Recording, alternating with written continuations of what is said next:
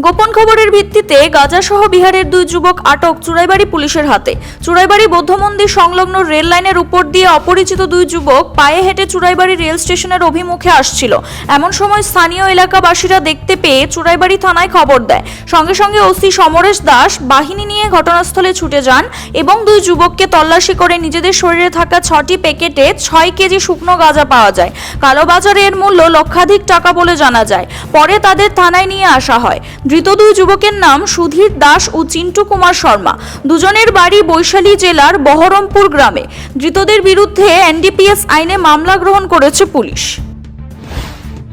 পদ্ম সন্ধ্যা প্রায় 6:30 নাগাদ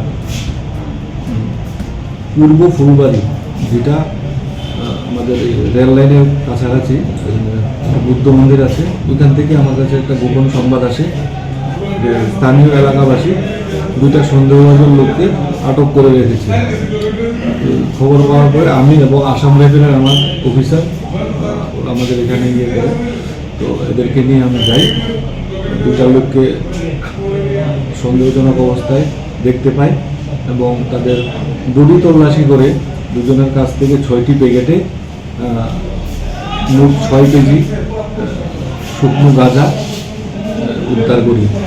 এরা দুজনের বাড়ি বিহারে। কি নাম তাদের? এদের একজনের নাম সুধীর দাস আর একজনের নাম চিন্টু কুমার শর্মা।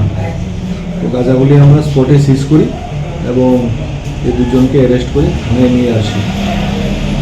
আমাদের সঙ্গে আসাম রেফেলের অফিসার এবং স্টাফও ছিল। তাদের বিরুদ্ধে কি মামলা নেওয়া হবে? হ্যাঁ, তাদের বিরুদ্ধে একটা স্পেসিফিক মামলা নেওয়া হচ্ছে। Siri TV, channel for news and entertainment.